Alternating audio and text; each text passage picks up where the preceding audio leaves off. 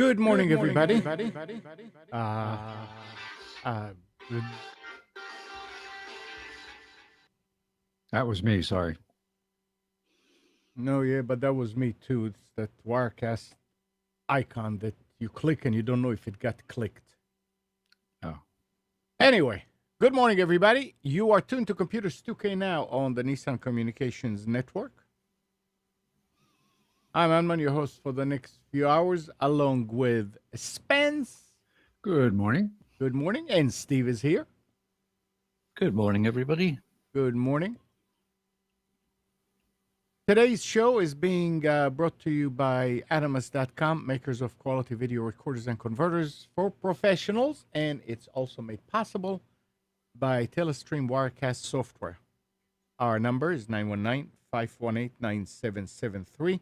Computers 2K Voice on Skype. And I know the audio is not getting to blab.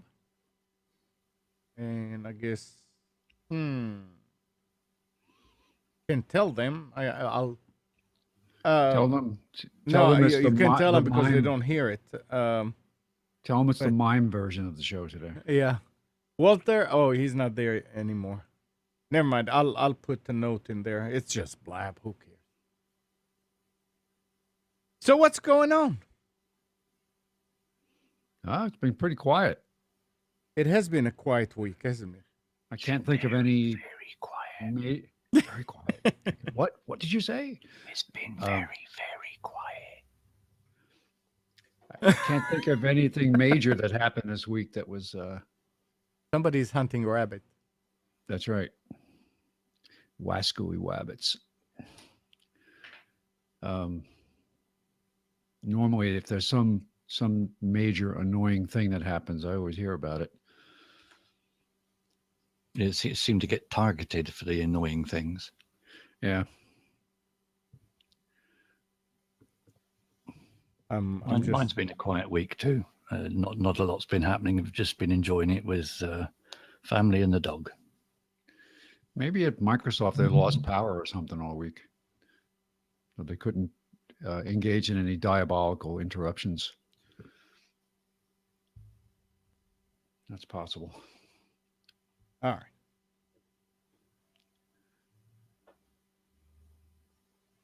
Yes, it is. And actually, there is a big problem with Windows updates. And The weather people don't like it at all, do they? The what? The weather people don't like it at all, do they? Never mind the weather people. Hold it a second. Where is this? I was so glad that I did the. There it is. I did when I was preparing for the show. I stumbled on it and I said, "Oh, let me go and check." And sure enough, I had to stop I had to delete it from my to be done updates.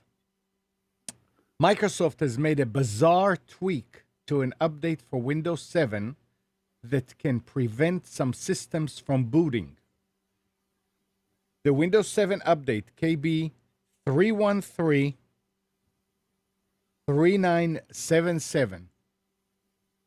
KB 313-3977 was switched from optional to recommended, and Microsoft knew ahead of time the update would cause problems for some users, but decided to do nothing about it. The update fixes a problem that stops BitLocker encryption drives because of service crashes in svhost.exe. The update only causes a problem with Asus motherboards. What? Yep.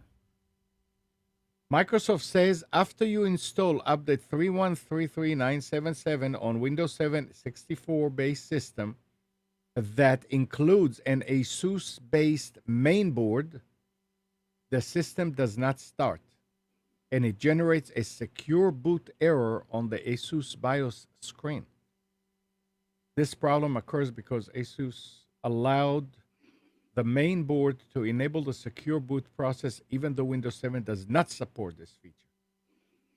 The update wasn't causing many issues, but it just came out while it was optional.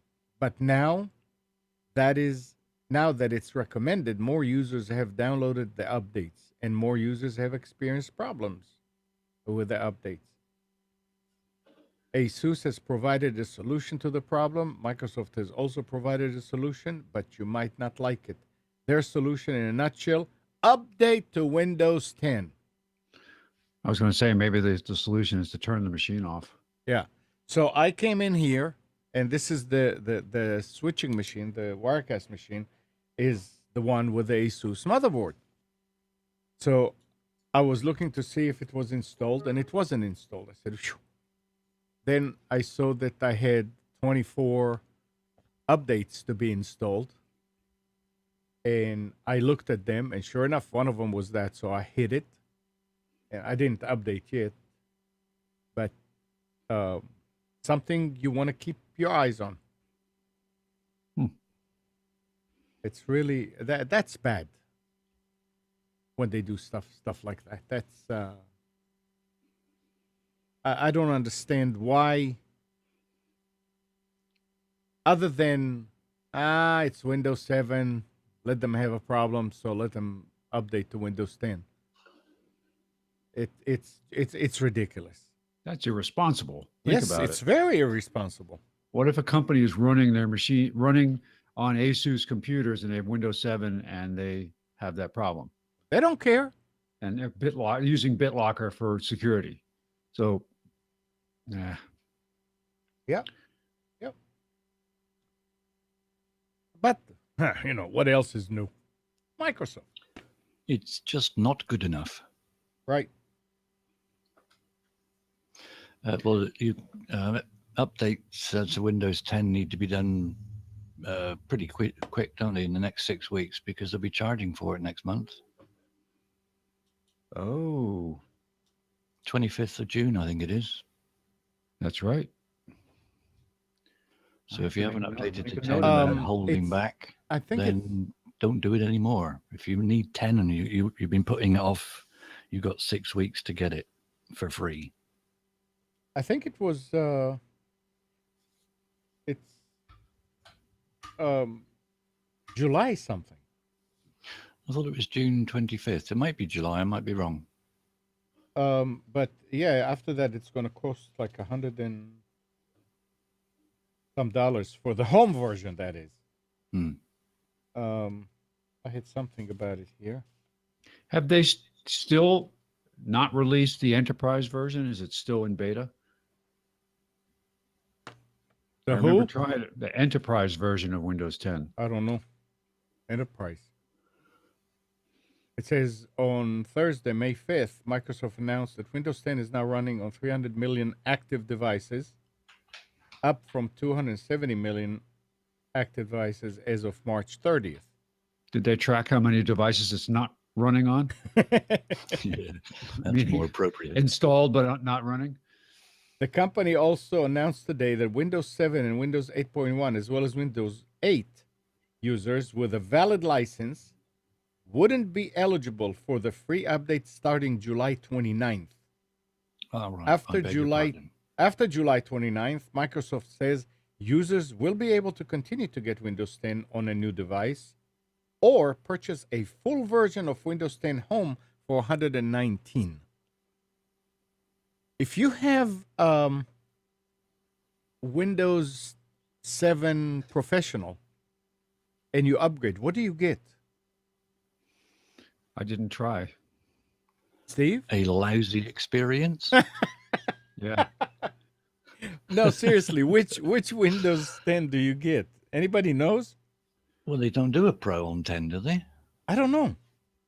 So what do they I have? think Just you'd home? be stuck with home, I suppose. I thought there was some kind of story about 10 home will have to accept updates. There's no way to stop them. But if you had, That's what I read. yeah, but if you had something different, then I don't remember what it was. Then I you, think if you've got the enterprise version, you can put it off, but you still have to update eventually. But you can put it off or delay it. okay, so so here's my question: if anybody knows, anybody updated from Windows 7 other than home? And what Well, did you? didn't I think I upgraded one from Ultimate, Okay, so Walter's saying I have but Windows 10 Pro. Okay, so you updated from Windows 7 Pro and you got Windows 10 Pro. So that's fine. All yeah, my it's machines are still running on 7. I have got an install of Windows 10 on a USB flash drive, but I just don't like it. Okay, and what about if you download? You can download an ISO now, right? Or you can make an ISO from a download. Yeah. yes. What happened if you go to install it in a year?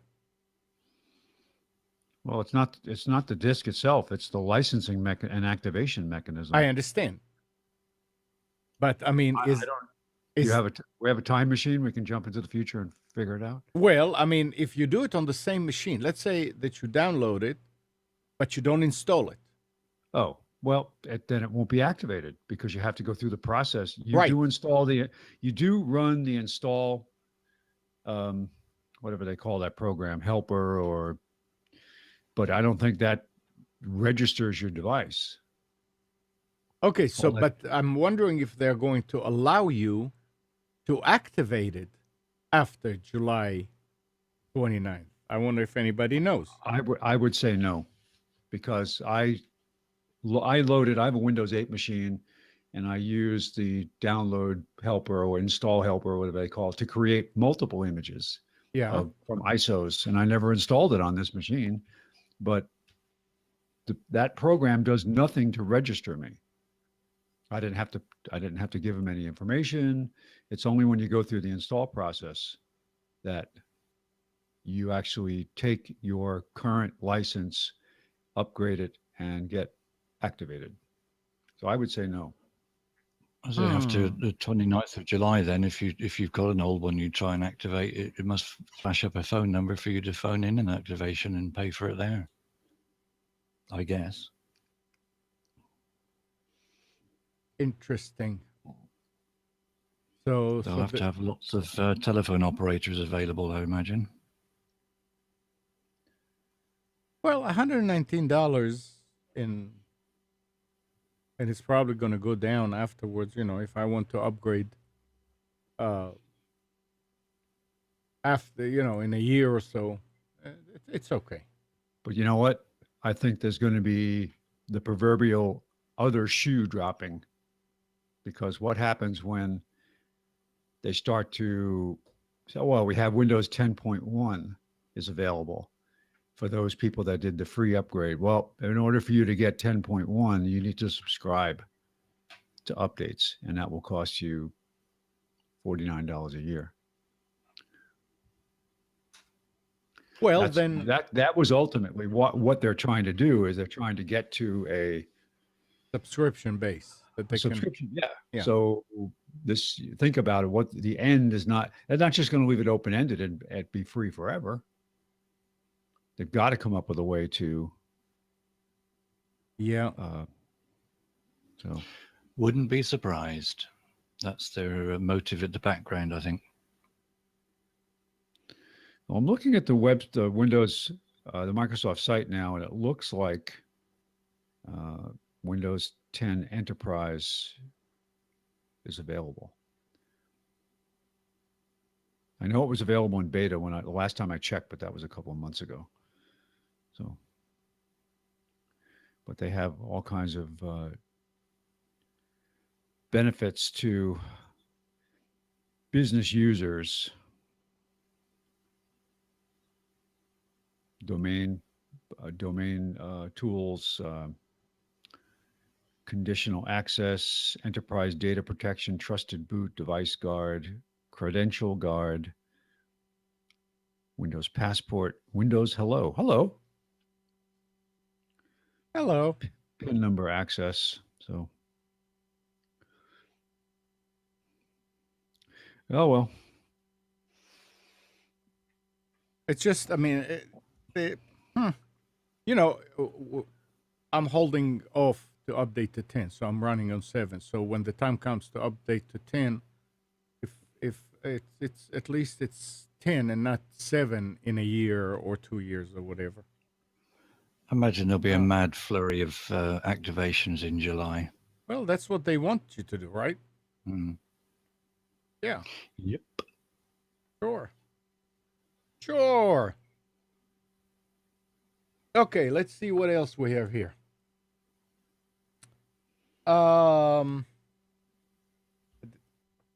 Viruses.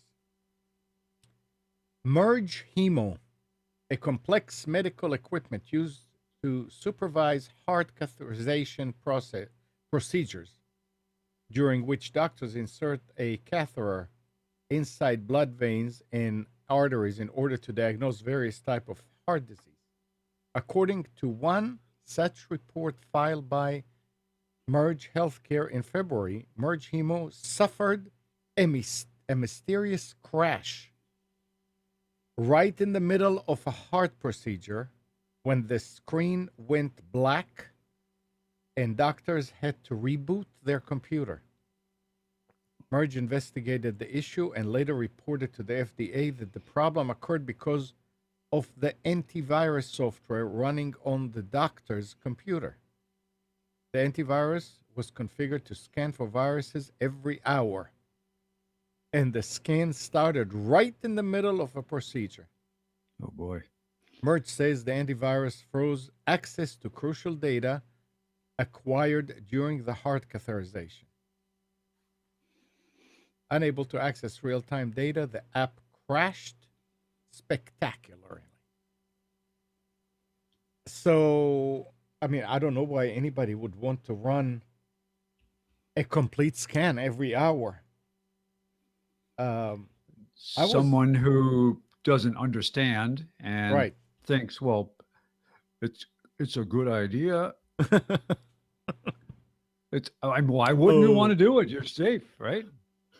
Well, a computer that's that important, you would think, would only have the medical software installed and not be connected to a net. So you shouldn't need antivirus. I was explaining to people about antivirus and running a scan, I would put it this way. Think that you have a nightclub and there are two scenarios. One is the door is open and people are coming in, and along with those people there are some people who are trying to cause trouble. And you have policemen that every hour, every whatever, half hour, come out of the room, running around, catching those bad guys and throwing them out.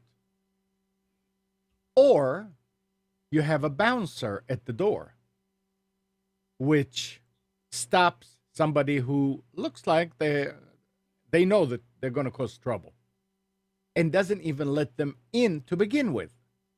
When that happens, you really need to run those guys inside every so often just to make sure that nobody snuck in somehow. But you don't need to do it on every hour, every half hour, every 5 minutes, because the bouncer already stopped everything. So that's what's happening with antivirus. When it's running in the background, it would not let, or it's not supposed to let anything in to the computer. It'll stop it before it comes in. And in that case, you can run a scan once a week, and that should be fine. And people do understand it that way. So if the virus slips the bouncer a 50, do you think he'll let him in? It may, actually. That's why you have to have the people on the inside, the peacekeepers. That's right. Yep. But yeah, that's, I mean, it's to run it every hour. Give me a break. I mean, there's absolutely no reason for it. I'm telling you, the best security, computer security, is to turn the machine off. Then it is absolutely secure. Well, No question. yeah, but that's not really gonna do much, does it? Just don't let anyone else near it. And be very cautious where you go and what you do. Don't plug things in that you're unsure of. Yeah. 919-518-9773, Computers 2K voice on Skype. Is that going to be a new question on the, what do they call the process when you go in to get admitted to the hospital? Intake. It's going to be, is your virus software up to date before I check into the hospital? What, And how often do you run your virus scanner? what? Oh. Right in the middle of your MRI, the Yeah. virus goes off and the machine starts to go nuts. Yeah, Mm. it would. It needs to be. I'm doing stuff, so I'm neglecting the chat. I hope, are you guys on the chat? Yeah. Let me see. Yeah, keeping peepers on it. I'm in here Okay. somewhere. Yes. Yeah, we forgot to say Happy Mother's Day. Oh, yeah. So all the mothers out there. Yes. There are always stories about Apple that are really, I mean, they're mostly on the negative side. What was this thing? I must have missed it because I was away about QuickTime. Oh yeah, you have to uninstall it. Uninstall it. Yeah. And from what we heard, nothing is using it really anymore. But yeah, it's vulnerable, and they say they're not going to fix it for Windows. And here I am. I paid for it. Well, it might be different for Pro. I don't. I was looking and looking and looking and didn't find anything that said that Pro is still valid. So Apple pays a 2.3% effective tax rate on its 181 billion in cash held offshore, according to Citizens for Tax Justice, a not-for-profit research group focusing on tax policy. Citizens for Tax Justice estimates that Apple would owe 59.2 billion in U.S. taxes if the money weren't funneled into offshore shell accounts. Criticism over the company's offshore tax schemes has become more pointed in recent months, both locally in Cupertino and from Apple's own staff. At a recent Cupertino City Council meeting, some residents protested about the lack of funding for public projects Barry Chang, mayor of Cupertino, said they ball up the paper and throw it. And they say you're making all the wrong decisions. In the meantime, Apple is not willing to pay a dime. They're making profit, and they should share the responsibility for our city, but they won't. They abuse us. I wouldn't call it abuse. They're just utilizing the system Yeah, as it's currently written. So they're not breaking the law. They're just making the most of it. yeah, but when you abuse something, that doesn't mean that you're breaking the law. You're using the system to, and you come out okay. To your Nobody, own advantage. you abuse something, but they can't do anything to you because you're not doing it in an illegal way. And Hmm. this They is do it bad. over here in Europe as well. Google and other big companies are not paying the full amount of tax that That you they, would think they would, because they're moving off offshore companies and things, tax havens and stuff like that. They're trying to bring a stop to it. I don't know any details about it, but I did hear that they're fed up with um, Google and other big companies like Starbucks not paying their fair share. well, there it was there were stories again and again about Google not paying their fair tax Hmm. in Europe. You're right, Steve.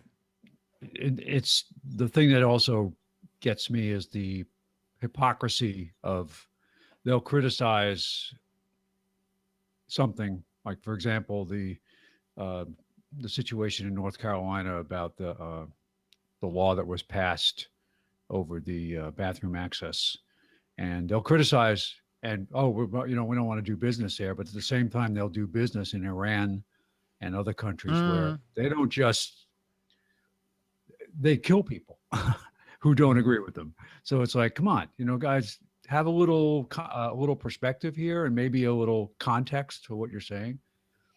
But if it's the cause du jour, it's okay to say whatever you want to say, but you don't only listen to what I'm saying. Don't watch what I do. Yeah, Yeah, it's listen to what I'm saying in this breath, but don't listen on the next breath worth. Yep. And that what the Cupertino thing. It's I think that it's just posturing by the local government because they had people complaining, and in the back room when they cut the deal to build there and build that campus, and it's benefiting. Maybe it's not benefiting the town in the way that people would like it to benefit it, but tell me the impact of what it would be to remove that facility and take those people and have them live somewhere else to the yeah. tax base, right? Jorvik, yeah, I know there's some kind of problem, and I'm not didn't have time to fix it, so I have no idea what it is, but it is not it's not directing the audio from the Hangout to from Wirecast to Blab. It's a quick time issue. Um, but I mean, there's another thing about Apple, and that's kind of historic. Apple shares dropped to $91.85 in midday trading on Friday, the lowest they've been in nearly 2 years. The decline also brings the tech giant's share price to a level they first hit in 2012, meaning all the gains the stock had made in the past 4 years have been wiped out. The shares recovered a bit during the day and closed at 92.72, still down 0.6% on the day. The most recent investor pessimism about Apple comes after it reported weaker than expected quarterly results last week, including its first year over year decline in revenue in 13 years. In fact, Apple shares just ended an 8 consecutive day losing streak from April 21st to May 2nd. that was the longest since 1998. And there was a story here about a guy, yeah, billionaire activist investor Carl, Icon. yeah, said he has sold his entire stake in Apple, citing the risk of China's influence on the stock. The report comes after Apple announced its first earning decline in more than a decade, where Apple's revenues is dropping 26% year over year. He is concerned with the barrier to trade that China's authoritarian regime might put in place.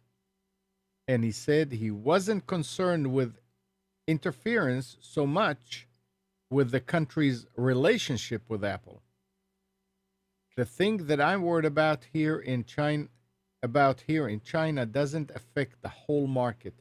I'm not talking about China's economic status right now. I'm talking about, could the thing with Apple escalate a little bit? And if that does, what does that mean to Apple profits during the interim? He acquired a stake in the company almost 3 years ago, calling the investment a no-brainer. What caused him to sell his 45.8 million Apple shares, priced at $240 a share, was China's economic slowdown and worries about how China would become more prohibitive in doing business. I mean, this is a guy that just says, I don't see Apple keeping money in my pocket. Well, Icon is not exactly he could be a philanthropist in some ways, but the man he's a I don't very know. aggressive businessman, put it that way, and has made mistakes in the past Okay. and has destroyed companies through hostile takeovers. And Oh, it's not like this man is, he's not like he runs a church and is out there just for everybody to help everybody out. Um, he's got a reputation. He's done good things and bad things. So it's not like he is. okay. He's a businessman, and he sees the decline and he says, I'm not gonna wait for it to happen. Um, But he may be wrong. I don't think he's wrong. I think what's happening is that unless Apple can do something to reinvigorate at least the iPhone space, they're finding now that there are too many devices coming out that are comparable, that are much lower cost, and that's coming out of China. And that's the big issue: is that there are look-alike devices. There are devices that actually function better and better in some ways that people spend less money on. And why would you? The magic of the Apple device is not growing the way it was. It's probably consistent among users of Apple. They're happy with the product, but they're not making the advances that they did. They had 51 consecutive quarters of growth in iPhone sales. That ended when? Oh, Do you know? well, if it would take iPhone came out in 2007, so it's just about 10 years. It ended. It was the first quarter of this year was the first year that was down, and then this next quarter is forecast to also be down. Hmm. Yep. So, And as a contrast to that, last week, Amazon CEO Jeff Bezos earned $5 billion in one afternoon when the company's stock price jumped 9.6%. Amazon reported an actual profit of 513 million, nearly double the amount expected. And next year, Amazon sales are projected by analysts to be 63% higher than Microsoft's, which USA Today calls a good illustration of how growth in the sector has moved from hardware software and chip companies to internet firms selling goods or advertising online.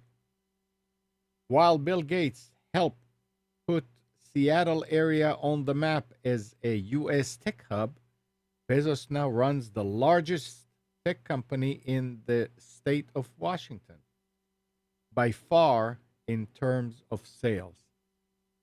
One afternoon, $5 billion. I mean, I wonder what do you have to do, because that profit can probably drop next week to 1 billion, depending on the price of.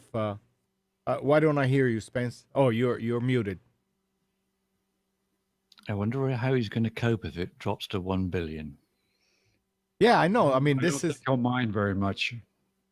It, Because when I you're dealing mean, with the huge numbers of shares, that's why it's such a change. The percentage of change was not, it was a big percentage of change. But if you have two shares, yeah, but if you have hundreds of millions of shares, or whatever, I don't know how many he has, but that's a big deal. So that's why it's so, it's not like he made a trade. right, It was an asset he was sitting on, and the value went up because his company's doing, perceived to be doing something right. right. So does that mean? I mean, in order to get 5 billion, he has to go out and sell all his shares. So it's sort of like, well, I'm not going to sell it, but then next week you see, oh, it dropped. I lost 3 billions. Billions. It's all on paper. He could Yeah. sell 10% of his shares and get a quick Yeah, that's true. fix of cash coming in. Yeah.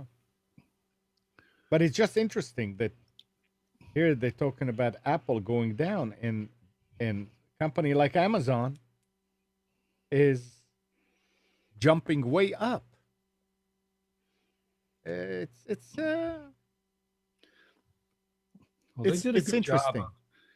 of not only coming up with a new retail model that works really well, but how to expand, how to add other vendors, and how to provide data services at the same time. Their data center became a standard. Right. So they did a good job of monetizing the technology, put it that way. Yeah. Yeah, I mean he knows how to run a company. He's got visions, and that's nice. Now here we are talking about updating to Windows 10, right? Well, developer Nick Lee has successfully installed Windows 95 on his Apple Watch. It works, but it runs very slow. For example, it takes about an hour for the OS to boot up. And the benefit of this is I don't know. In a blog post, Lee points out the Apple Watch features specs capable of running the old OS. To get Windows 95 running on the Apple Watch, Lee had to modify Apple's development software in rather unorthodox ways that allowed him to turn the OS into a watch app. I mean, it's obviously he's doing it just to see, just to try. not But I mean, it's Windows- interesting. Windows CE might be a better choice Huh? because it's a smaller OS for. Yeah, it's cute and fun. It makes a nice story, but oh, wait a minute! I'm going to check the time. Have you got a half hour so I can check the time?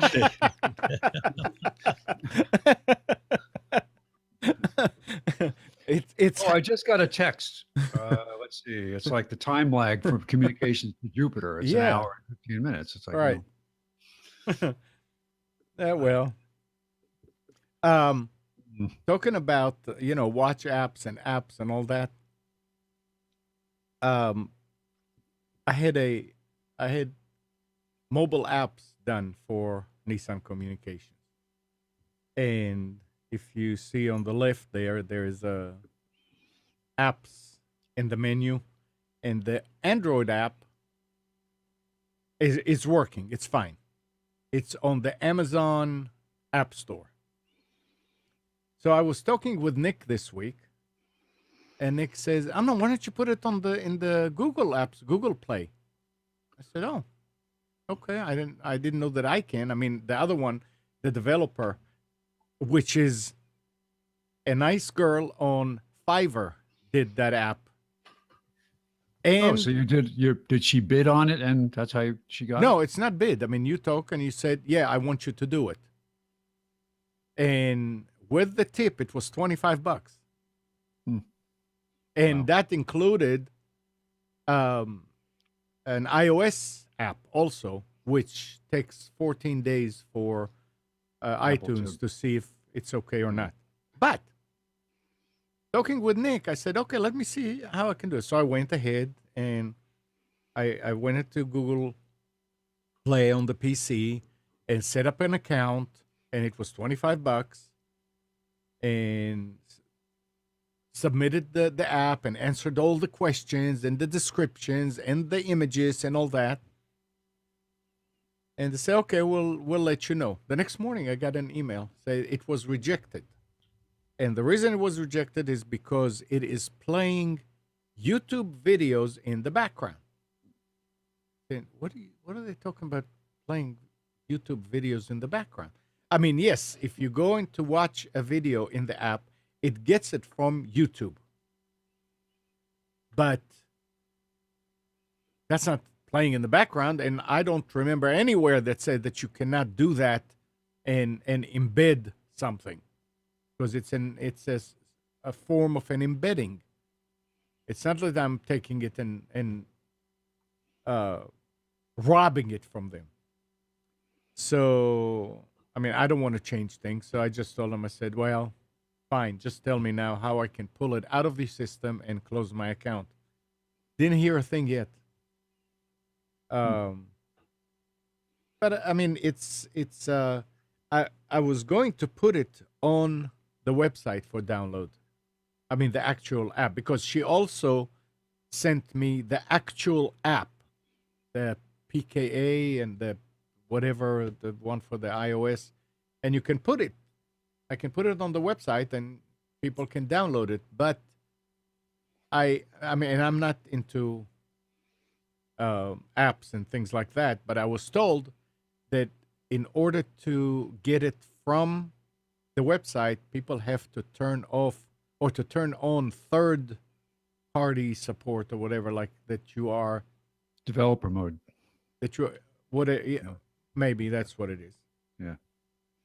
Because And that's the only way you can try out on unvetted software is in developer mode. yeah, okay. So and people don't do that or don't like to do it or whatever. So it's fine. It's on the Amazon. But it Although was I might be wrong about Android as far as that third party turning on third party support might be enough. You may not have to go into developer mode on Apple.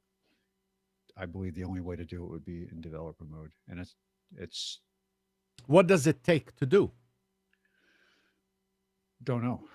I Yeah. just know that if you want to develop an app, you have to download the toolkit and register as a developer with No, Apple. but as a user, if you want to, if I put the iOS app, which I have on my computer, if I put it on the website and say, click here to install the I iOS. don't think people could use it. I don't think it's I think it would be locked down unless you jailbroke your machine. No, I was told that you have to allow. I don't know. I mean, I don't remember I which don't one it was.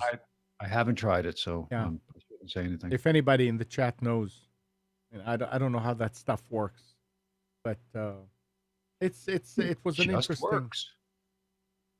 It was just interesting with Google.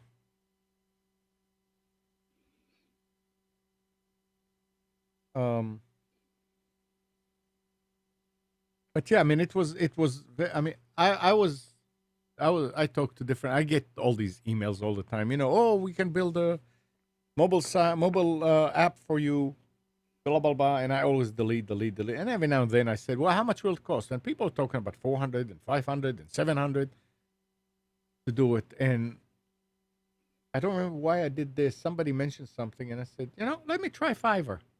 So I went and looked, and sure enough, there's a bunch of them, and I found this one that was like 100% satisfaction and did a whole bunch of apps, and she did it, and she was very nice. I mean, there were things on the app that I didn't think I mean, I all I wanted really is the live page that if you go to nissancommunications.com/live on a phone, or if you go on, if you use your phone to go to Nissan Communications, it's go or to Computers 2K now, it'll come up with the mobile site, what I call, which I created because when Google was saying that your site needs to be mobile friendly, and it was a simple page. All it has on it is the video, and you can choose between audio or video, and the chat. That's it. So I asked her to just do that. She did the whole website along with the on demand and the channels and everything. And some of these things, I mean, really, you really don't care about um for a mobile app. So she kept fixing this and fixing that. Not a bit of complaint, and that was very nice, I must say.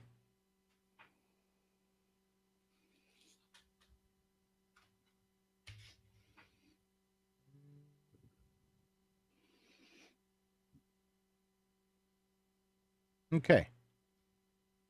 Um, Now Google Chrome is now the most widely used desktop browser, according to the latest figures from marketing and research firm Net Applications, which looked into data from over 40,000 websites.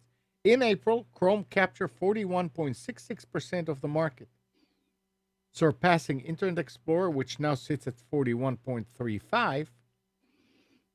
Brad Sam's right. This growth by Chrome should not be too surprising, as Microsoft has left Internet Explorer behind for Edge.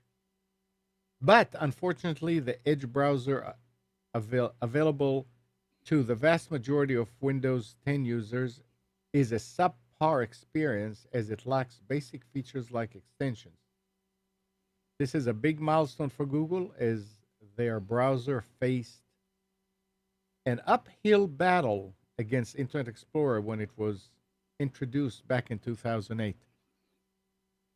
Um, I had an interesting situation with Chrome this morning. Um, I always on the monitoring machine here. I run Computers 2K now to watch and to chat, and I also run a Blab window. Another. I don't do a tab. I do another um, uh, Another instance of the browser. instance of the browser. Well, it didn't allow me. Chrome did not allow me to log in. It just wouldn't let me log in on the screen. Backwards from what it was on the big machine that I'm doing the Blab, the button said give it a try. Below it says already have an account. Click here. But it wasn't live. I couldn't click on it. And if I clicked on the give it a try, it only wanted me to go in with Facebook. So I fired up Firefox. No problem whatsoever. So I don't know what it what it is about Chrome on this particular machine, because it's obviously working okay on the big machine. Well, maybe not working okay because we're not getting the audio, but that also may be my problem. So that's Chrome. But I use what do you use most of the time, Steve? I use Opera still. I'm on version 12 of Opera. I didn't like the newer up-to-date versions of Opera, so I'm sticking with 12. I did try Vivaldi, which is an offshoot of Opera, and that's quite smooth and quite quick. I was quite surprised, actually. I did try it the other day when I was surfing around the net. Very fluid, very smooth and fast. might be worth giving it a try if you're interested in browsers and want to give something different a try. Okay, It was tell quite nice. tell us what you like about Opera that the other ones don't have, or that works better. They've got a few built-in functions. They've got an ad blocker built in. They've got the password function and facility on it is very, very good. You mean the storing of passwords? Yeah, Yeah. and the way it handles those. Because if you've got more than one account, for instance, on a website, you may have two accounts. So you've got a different username, different password. It handles them a lot better and a lot easier than anything I've experienced on other browsers. And unfortunately, with Opera, the new version, you can't import your passwords and that secret information, if you like, or private information to the new version. They just don't support it. And on Vivaldi, there is an import function from version 12, but it doesn't work. So that's why I haven't switched across to Vivaldi. Otherwise, if it did work and it would import the passwords properly, then I would probably switch to Vivaldi, to be honest, because it's an updated version of Opera that I'm used to. Mm-hmm. I just like the things that are built in, and I like, I'm so used to it now. Switching to a different browser, I have tried Firefox. All the extensions and the add-on bits that you can put into it to make it as you want it, Opera seem to have built in already. I'm not very adventurous when it comes to browsing Did and using a particular browser apart from what I'm used to on Opera. did they say why they didn't have the ability to import stuff from their previous version to the new version? I think it because it's based on Chrome, the back end of Chrome now compared to what it was before, which is another back end. I can't remember what it is now. But no, they weren't going to support it. So rather than having to, go to every website that I've got from the past, goodness knows how many years, and retype in all the passwords and everything and sort of try and correlate and get it all right. I just haven't got enough time. Can't be bothered. Are you talking about the password hack that just happened? No, we're No. talking about the password facility on Opera version 12 not being accepted in the newer versions of Opera. You can't transfer them across. And that's primarily the reason I'm keeping it, because I got so many passwords from the last goodness knows how many years on various websites and functions and things that I'm just lazy, I suppose. I just can't be bothered to go through it all and transfer it to a new browser. So did you see the story from 2 days ago? It says 272 million email accounts have been hacked Wow. with passwords stolen and being sold on the dark web. It's revealed by its cybersecurity agency. Hotmail, Gmail, Yahoo Mail are being sold at cheap prices to criminals on the dark web. Yeah, Well, that's not very nice. No. there was a story about a Russian hacker who was trying to sell like 200 million um, accounts from Yahoo and Hotmail and all that for $1. Pretty desperate. That sounds desperate, doesn't it? Yeah. It says here that hacked and stolen Spotify accounts are being sold for $2, HBO accounts for 10. This comes out of McAfee. Well, can we trust McAfee? No. In a word. Netflix accounts are being sold for under $1. So if you buy something on the dark web, do you buy it with a dark credit card? You have to wear sunglasses. That's it. We have to have lots of lights on in the room so you can see the screen.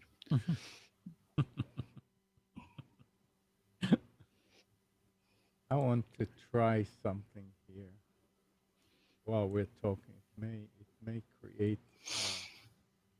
may create. Stand by your beds, everybody. Amnon's going to try something. No, I'm gonna see if I can put. Actually, I mean it's just a matter of trying. I'm gonna drop in a matter of Uh-oh. Trying. I'm going to drop in a... All right. So now I wonder if there's any sound on... There isn't. There's still no sound on... It's just like the blab is not getting... No. I thought maybe because it's getting it um from... But that doesn't make sense, though. Maybe it's Blab. No, I mean, now the 16 by 9 is coming from YouTube, which is what you're getting all the other um whatchamacallit,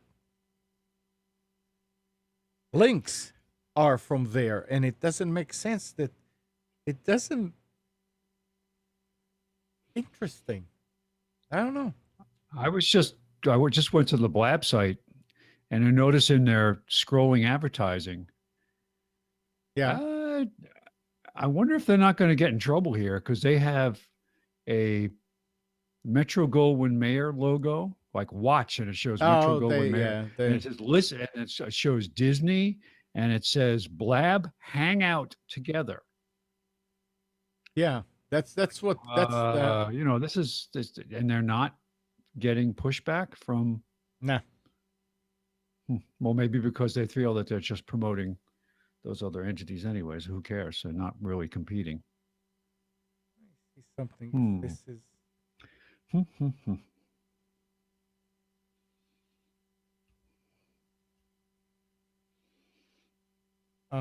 Oh, wait a second. The wrong headphone.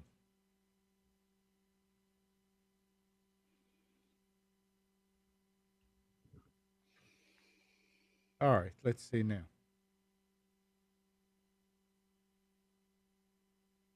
Oh no, it does work.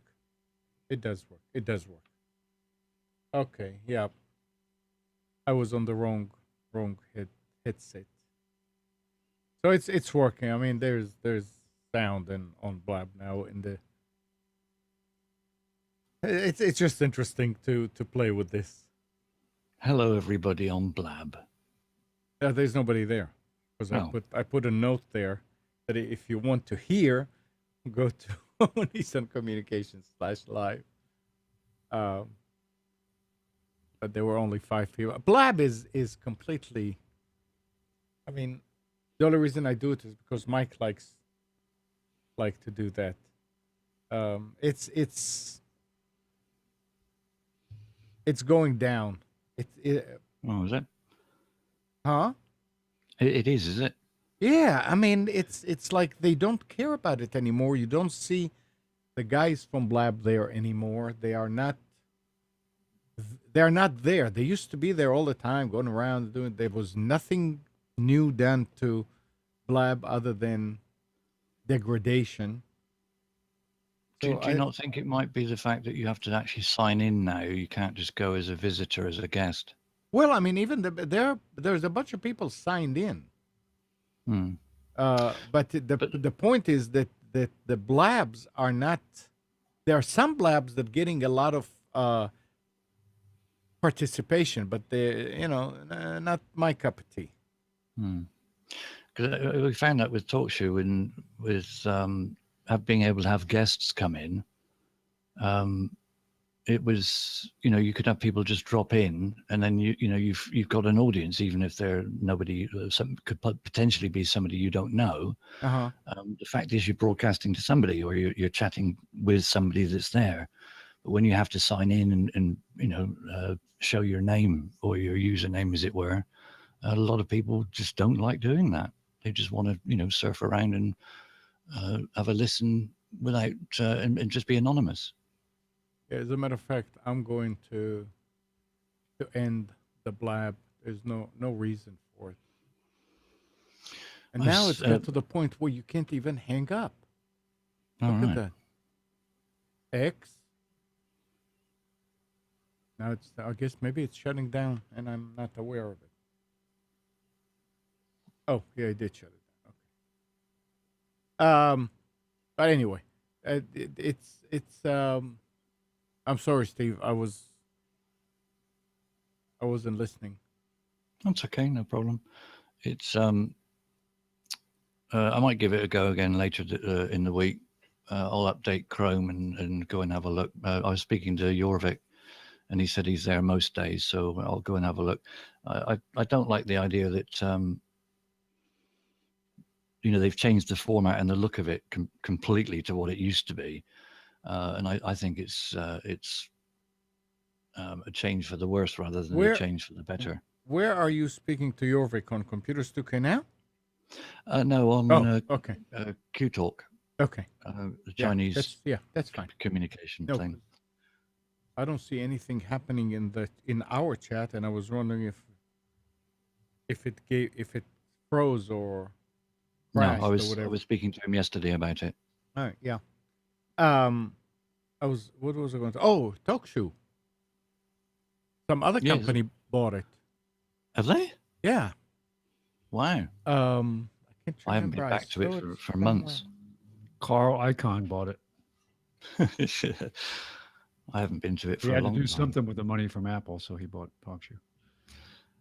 I wish I could have got the money together to buy it because it had such huge potential back, a few years ago.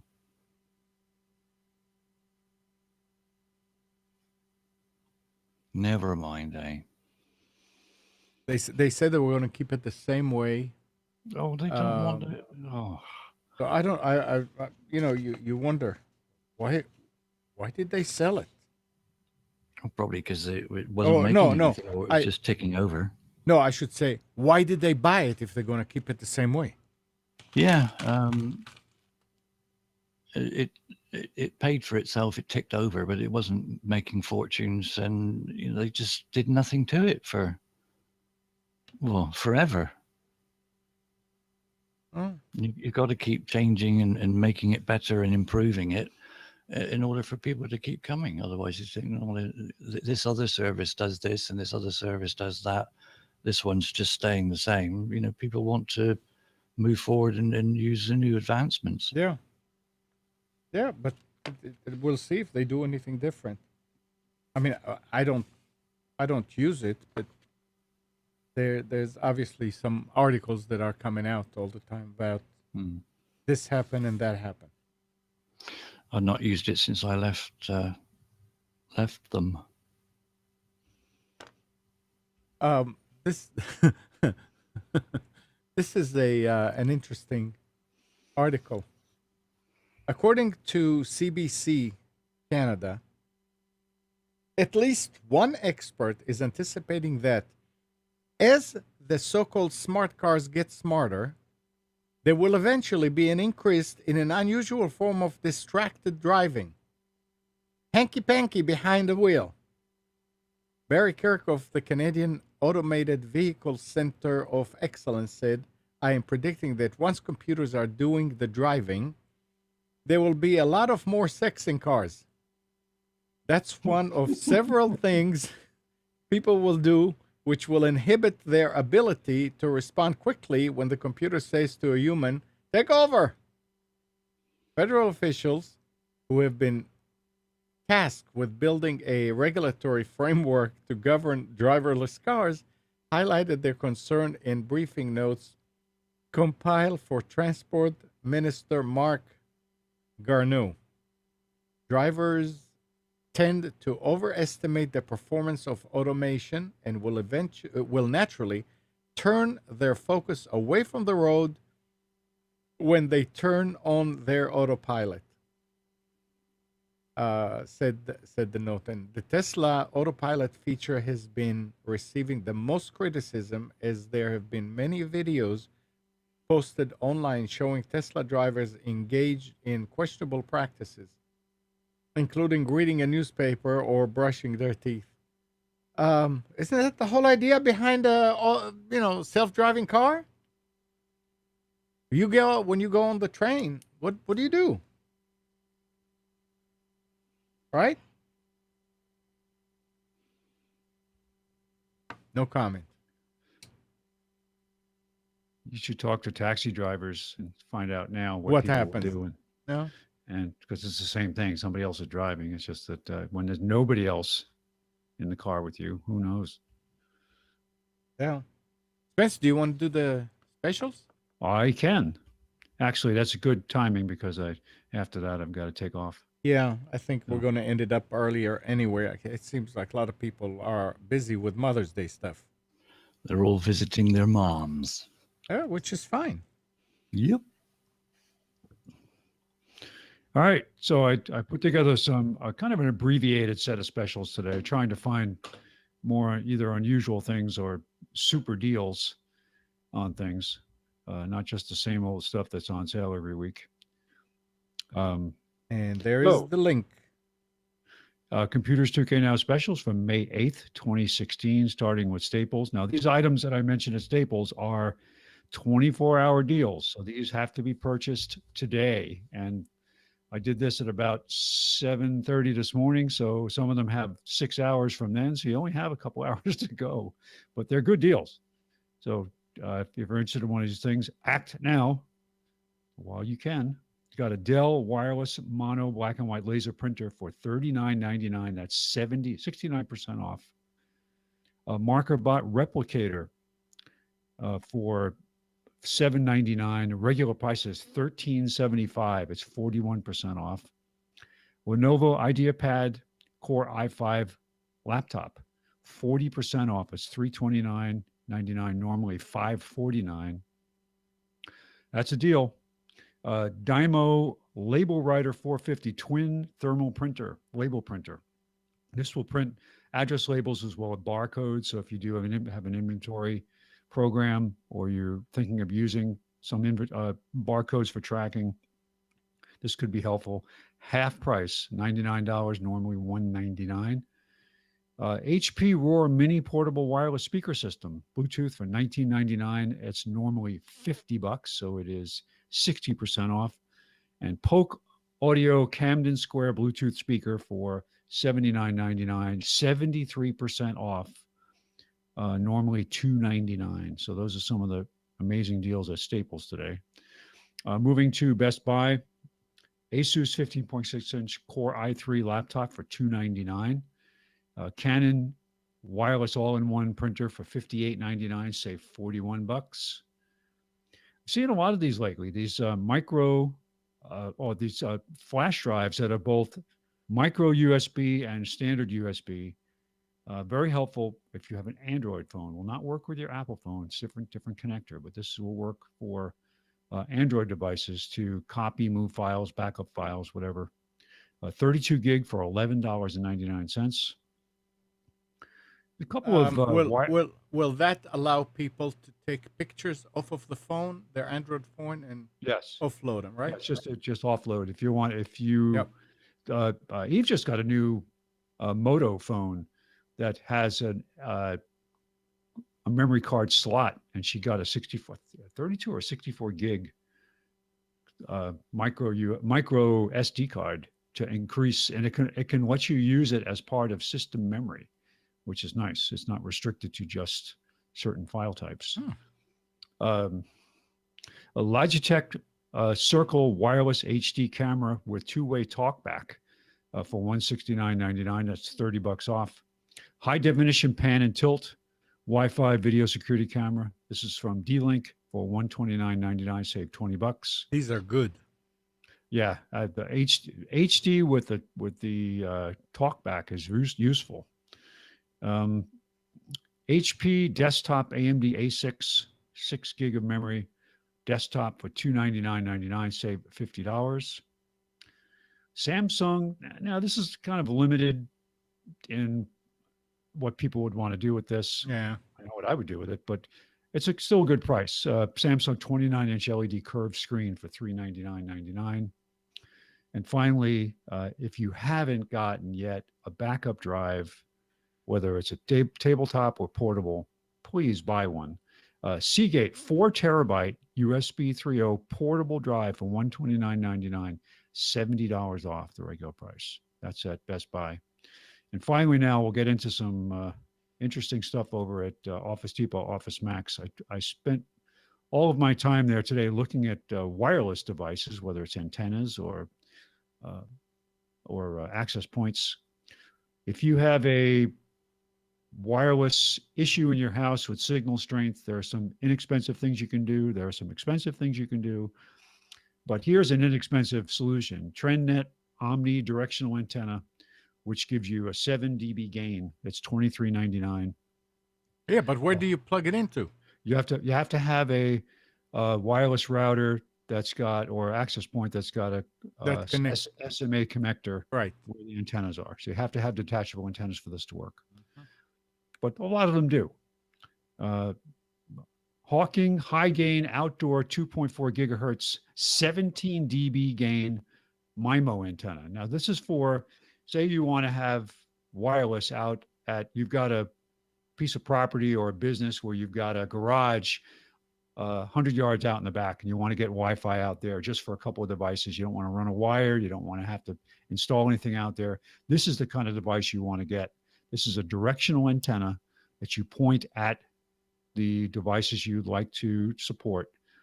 It's a little pricey, but it will solve a problem and save you a bunch of money. $194.99. I have installed devices like this. It's been a while, but essentially it is just a high gain antenna, directional antenna that will work solving problems over distance. If you want to be a cord cutter and you would like to still get broadcast television and it's available in your area, I actually have one of these Winegard antennas, omnidirectional powered antennas up in my attic, and I had it hooked up to Simple TV. It's not running right now, but it's something I'm looking at installing again. But $70 for one of these antennas, they work really well. I went from getting about 11 channels with an indoor antenna to getting over 45 with this antenna up in my attic. So Do you have to turn it? I mean, is it a spinning? Is there? Does it No, have? no, it's just omnidirectional. You just stick it up there and it's Okay. it's So works 360 degrees. Okay. So, and it's powered through the coax cable, so you do not have to have a Separate power power device up in the attic. Yeah. There is a special length of cable that's got a power inserter in it. So they give you that piece of cable and you can add that. You can run your own cable from the antenna down into the inside of the house somewhere. Then you put in this power inserter that will send the signal up through the antenna, through the existing coax. So nice device. TP-Link high power outdoor wireless access point. This is a weatherproof device, and it supports power over Ethernet too. So you don't have to run power out to it. What you do is you just run a Ethernet cable out to it and hang it somewhere.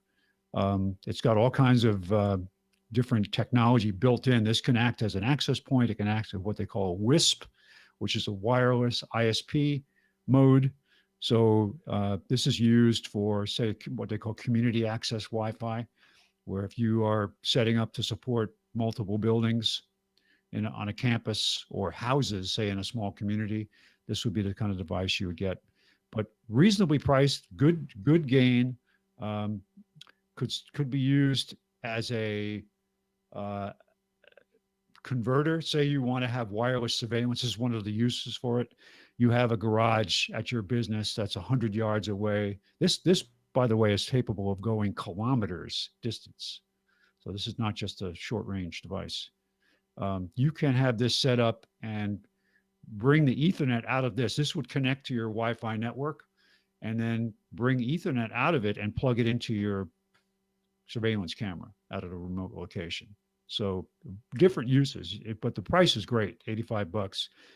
They have a good write-up at the TP-Link site and showing you the different modes that it operates in. So if you have it at your house and there is another house a quarter mile away, Yes. line of sight, let's say. You could set this up as the access point that people would connect to. With a regular wireless router on the other end? No, with a just a regular device.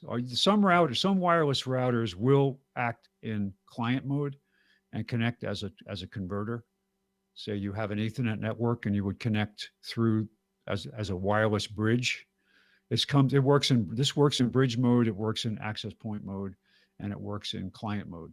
So those three things you can re-swizzle it any way you'd like.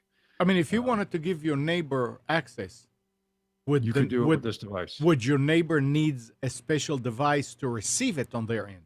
No, because Okay. the gain is built into this device. So you got a 15 dB gain. That means transmit and receive. Yeah. Okay. So the signal is boosted to the receiving end, and then the receiver is boosted coming back in. So it can be used to serve an individual Wi-Fi connected device, or as a converter from Wi-Fi to wired networking at the remote location. Yeah. So it depends on what you want to do.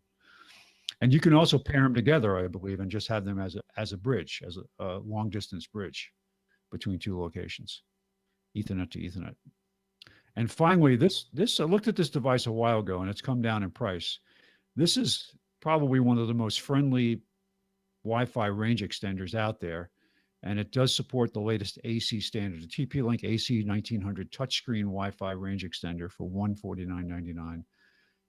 Solves a lot of problems. It's got a lot of tools built in for setup, very easy to set up, and then very easy to see what's going on. Look at the status of the network, look at performance and so on, and to tune it. So I just thought I'd mention those unusual devices out there today. And nothing unusual about them. That's well, I mean, unusual. It's out of the ordinary for our specials. Put it that way. yeah. Not something you're going to see in the newspaper ad from Office Depot. So, No, I mean, that's it for today. Thanks, Spence. You're welcome. Yeah, there are a lot of people that would like to share Wi-Fi or internet with neighbors. I mean, to carry the load, sort of like to spread the wealth. And the reason why I was asking you all this, I was at my dentist Thursday, and he was saying that on his property, there's somebody that lives in a house about a quarter mile away. They have Time Warner, and he cannot get anything but lousy wireless service from a card, from a hotspot. And he was asking me about what can he do that he can that neighbor is willing to feed him, but he didn't know what will do it. And he said it's about a quarter mile, and there are a few trees. He said, but like at night he can see the light in the house, so that means that there's not that much interference there. Yep. Go to the TP-Link site and look at this device, and they have different graphics of how it can be used. But probably the simplest thing to do would be to set it up in WISP mode, wireless internet service provider mode. And does that mean connect that way? What does that mean? Does that means actually? You plug Ethernet into it, and it becomes an access point, a long distance access point for multiple clients. Okay, but when you're saying access provided, it doesn't have facilities in it. There's nothing special about that except that it's intended for that market. Okay. Wireless access provider market. So you would, say you were the cable company and had a bunch of users that you were not going to bring a cable to, but you could put these around on poles in an area and give them Wi-Fi service that would be more than just the typical, quarter mile range. Mm-hmm. So this would give them longer range, and they could also, the people who are out there, if they're pretty far out, they could also use passive gain antennas, directional antennas, to help pick up the signal. So there are ways around it. Yeah, that's interesting. And to have it in the house, that's like range extender from TP-Link. I mean, that's great. TP-Link is doing a lot of stuff with better access power. Um, Marshall at their new house in South Carolina had to have two range extenders from TP-Link, which made things work okay. But then he bought that TP-Link router. I can't remember the model number, but it's the one that looks like it's a spider. It's got like 7 antennas on it. That's the new standard. Yeah, looks like a drone. Yeah. And he said once he put that in, he took out the range extenders that he had in the house. Every place in the house, he doesn't care where he goes, he's got access. That's because it uses intelligent technology for dynamically adjusting to interference. Different. You're using multiple frequencies. You're also broadcasting and transmitting on multiple frequencies at the same time. Yeah. So you can take advantage of and basically multiplex Yeah, across but those ends. that gives you better speed. No, it gives you better coverage and better interference resolution because say you're only on one channel and suddenly somebody else comes up Oh, on that same channel okay, yeah. and you don't dynamically necessarily move to a different channel. This way, if you're using the military has something called a rake receiver, which was, if you can imagine a rake sticking up and all the each antenna is a different frequency, Right. And they would use this for secure communications, and they would broadcast using frequency hopping from different frequencies, or broadcast on all the frequencies at the same time, but only one little small piece of the conversation on each frequency, and then assemble it at the far end. So it can be super secure. Yeah. It's encrypted. So that technology also using what they call MIMO antennas, which is multiple in, multiple out, where you're broadcasting across a whole spectrum of frequencies, you can really get great performance. It's just that the price range to do that and to standardize it around the 802.11 standards was what hadn't happened. It was already there in the carrier domain. I think that new router was right at $200. Yeah. But think about what that would cost 5 years ago. Yeah. Oh, yeah. No, but it's if you don't have access, or your access is iffy, kind of on the fringes of your home, this is great. AC usually solves most problems. 802.11 AC. Because that just does a good job of managing. But you have to have an AC router and have an AC client. You can't just have an old wireless G client and expect it to work better. Yeah. Because it doesn't have the built-in tools to automatically adjust. Right. And if you do have a laptop that doesn't have AC, you're not don't count yourself out of doing just this. get a USB adapter. Absolutely. Yep. And they make them, they're tiny. And they're cheap. Yep.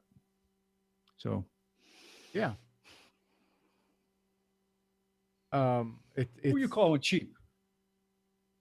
No, I didn't mean to tell that to you. I didn't mean that. No, I mean they are cheap. When you think about it, you're getting a wireless receiver transmitter. It's nice, and in many cases, I mean, you can actually go and if you have a router, if you buy a router today, chances are it's going to be AC. And yes, there's still N stuff out there, and you'll know based on the model number. It'll tell you if it's N, and it's fine if you have an N950 up there that's got it broadcasts over a wider range of the frequency range. It's going to work better than a G router. Yeah. So, but N is really not. It's going away. Yeah, it was. But you also have to think about backward compatibility. You got to buy something that's going to serve. If you still have some old G devices that you have to support. Yeah, but it's you can go and buy that USB dongle, and if it doesn't work, take it back. Yep. Oh, I can think of some circumstances like somebody who might have a Game Boy that has wireless G.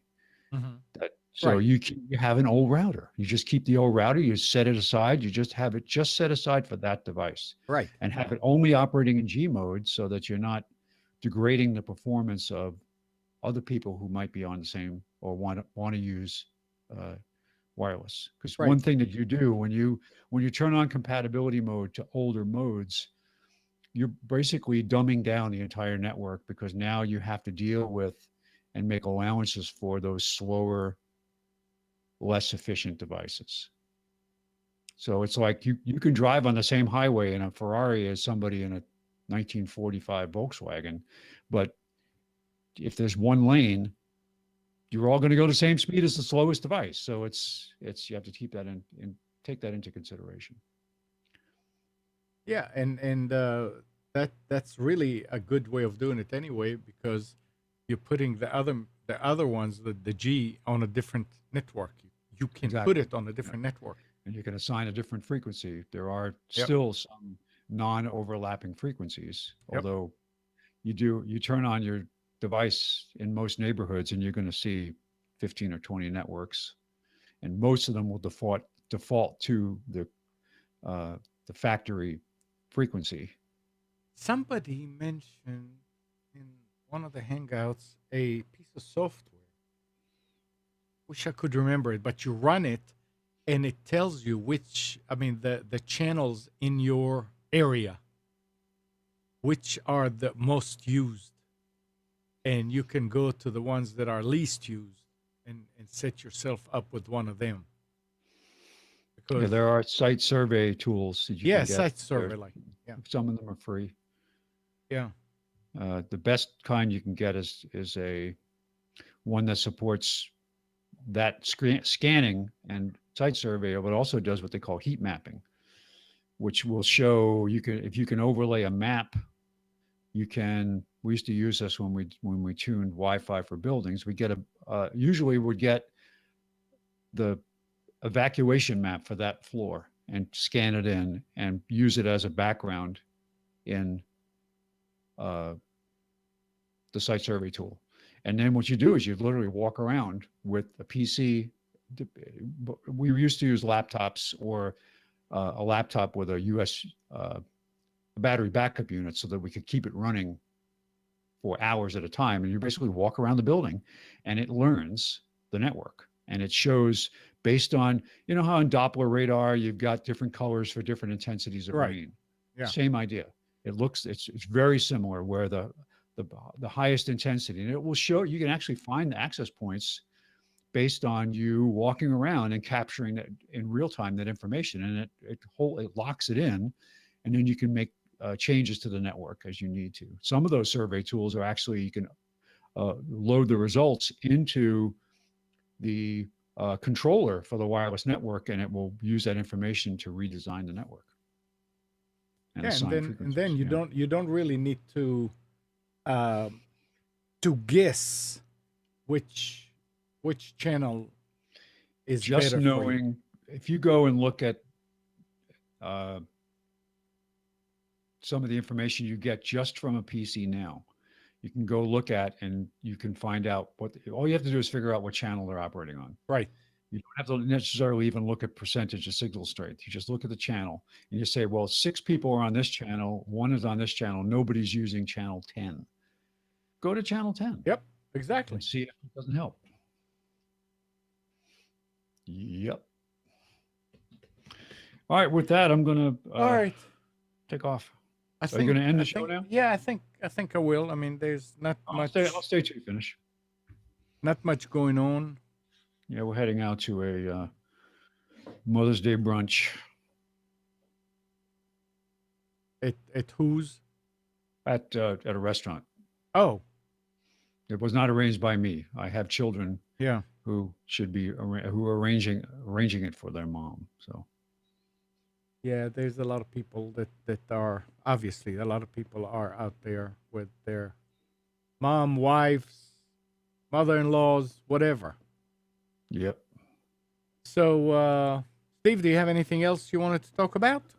No, I've got nothing to add. Okay. All right. Well, then let's end the show. Happy Mother's Day to all the mothers out there. And good morning, Kathy, Hannah, Nabil, Mac, Norm, Katie, and Donna. Thanks everybody for tuning to Computers 2K Now. We hope you enjoyed and maybe learned something from our time together. Remember to practice safe computing. Back up your hard drive and update your virus scanner. We'll be back here next Sunday at 9, but you can always reach us at computers2know.com. While you're at it, like us on Facebook, subscribe to our YouTube channel. Tonight at 8 o'clock, it's the Tanya Love Show. See you then.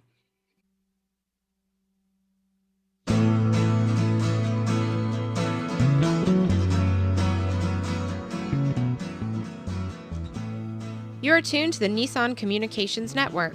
Our weekly lineup of call-in programs includes Computers 2K Now with Amnon Nissan, My Life, My Will with Gisela DiCarlo, The Tanya Love Show, Health Then with Debbie Bruck, Breaking Free with Marilyn Shannon, Triangle Be Well with Howard Jacobson, Lunch and Learn with Rabbi Yisrael Cutler, Lessons of Vietnam with NCVVI members, Parent Dome with Ryan Miller, Current Affairs with Amnon Nissan. And if you tuned in too late, you can always watch each program in its entirety or download an MP3 audio file of it in the archives section on nissancommunications.com. Don't forget to subscribe to our YouTube channel, follow us on Twitter, and like us on Facebook.